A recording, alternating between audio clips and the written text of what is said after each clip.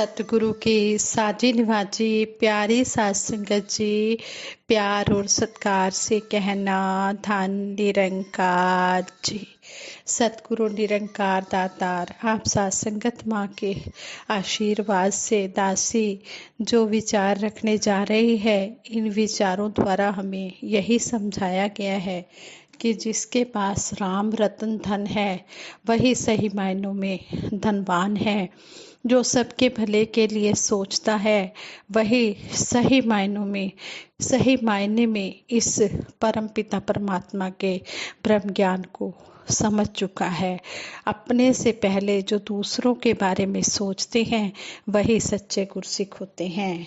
साध संगत जी कहते हैं, एक राजा दुर्गा दत्त के जब काफ़ी समय तक संतान नहीं हुई तो उन्होंने शिवानंद नामक एक बच्चे को गोद ले लिया। पर अगले ही साल रानी ने एक सुंदर बेटे को भी जन्म दिया। रानी का सारा ध्यान अब उसकी अपनी कोख से जन्मे बेटे चंद्रदत्त पर रहने लगा। इसके विपरीत राजा का प्यार दोनों बच्चों के प्रति बराबर बना रहा। जब राजा रानी के बुजुर्ग होने का समय निकट आया तो राजा ने बड़े बेटे शिवानंद को राजपाट सौंपने का फैसला किया, मगर रानी नहीं चाहती थी कि उनके अपने बेटे के होते हुए दत्तक पुत्र को राजा बना दिया जाए। उन्होंने चंद्रदत्त को राजा बनाने की गुहार लगाई। राजा अपने व सौतेले के भेद में नहीं पड़ना चाहते थे, इसलिए एक दिन रानी और प्रजा की उपस्थिति में उन्होंने नए राजा के चुनाव के लिए अपनी बात रखी। उन्होंने दोनों राजकुमारों को 6-6 महीने का समय देकर सिंहासन पर बैठने की योग्यता सिद्ध करने को कहा।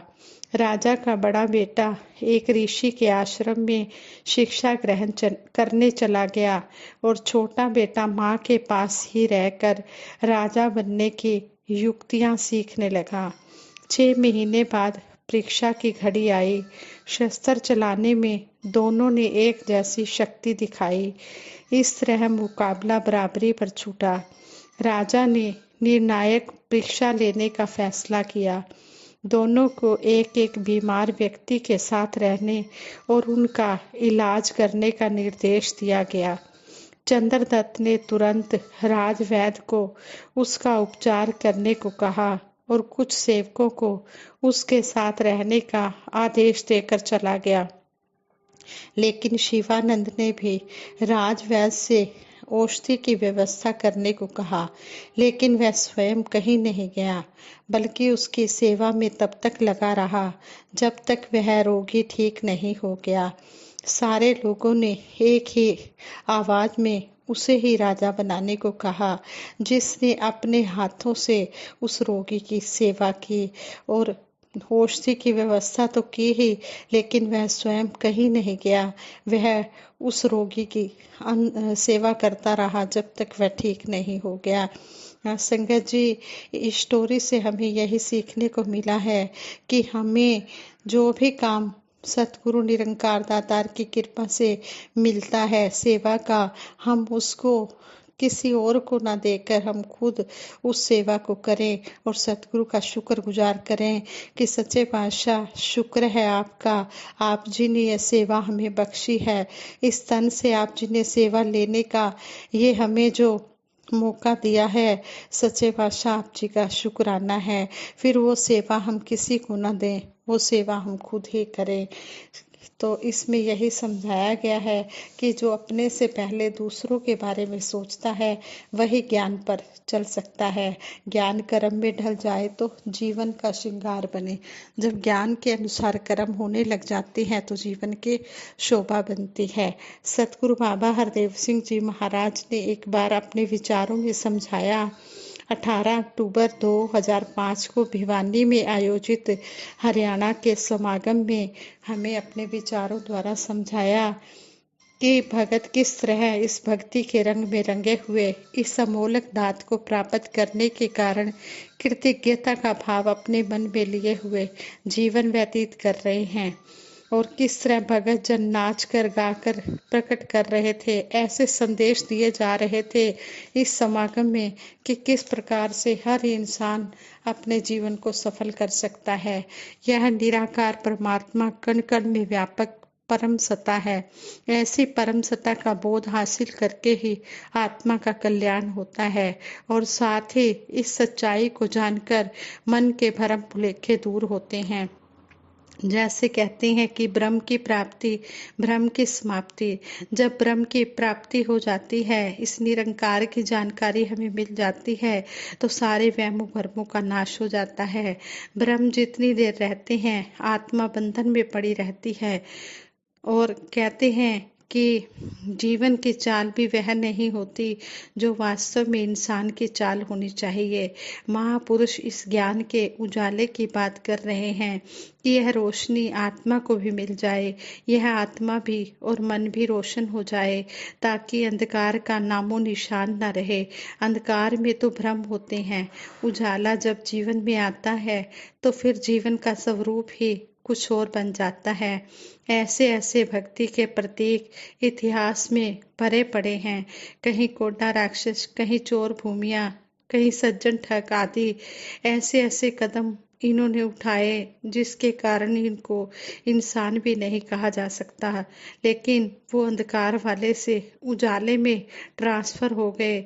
जब ज्ञानी जनों का संग उन्हें मिल गया, पहले वे भले ही जितने भी घिनौने कार्य करते रहे हों, लेकिन जब यह ज्ञान की रोशनी मिल गई, यह जानकारी मिल गई, संतों का संग मिल गया, तो वो दीप जल उठे।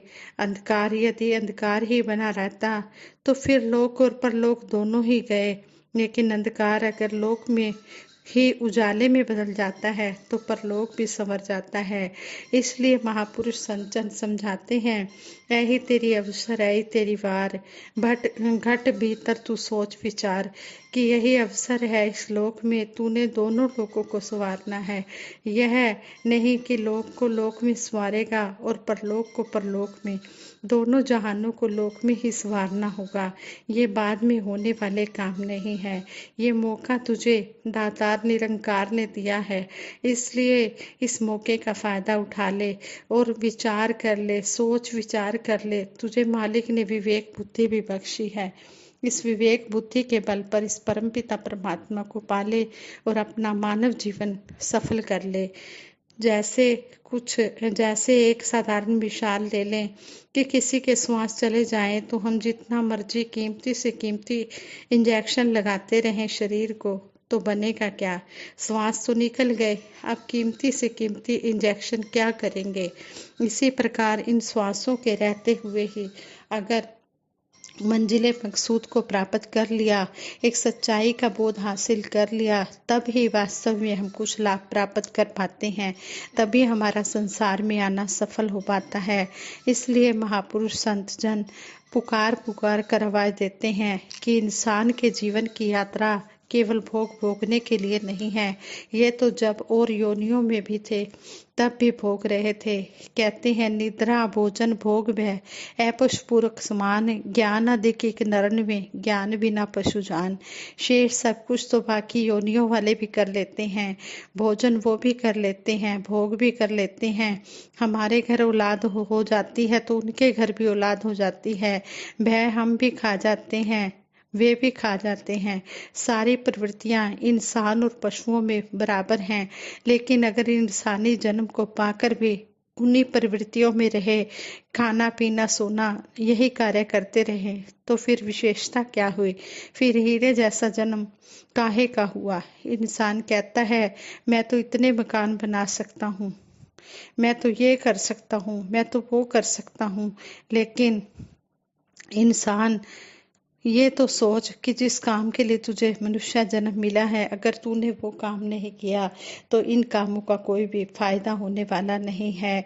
इस तरह हमें पशुओं जानवरों के साथ भी एग्जाम्पल देकर समझाया जाता है कि इंसान सब कुछ बना सकता है, सब कुछ कर सकता है। जानवर अपना घर नहीं बना सकता, लेकिन इंसान जो है वो बड़े बड़े आलीशान बड़े बड़े टावर सब कुछ लगा सकता है, सब कुछ कर सकता है, लेकिन अगर उसको रहने के स्थान के रूप में देखें जानवर को, पशु पक्षी को, तो चिड़िया एक एक दिन का इकट्ठा करके घोंसला बनाती है।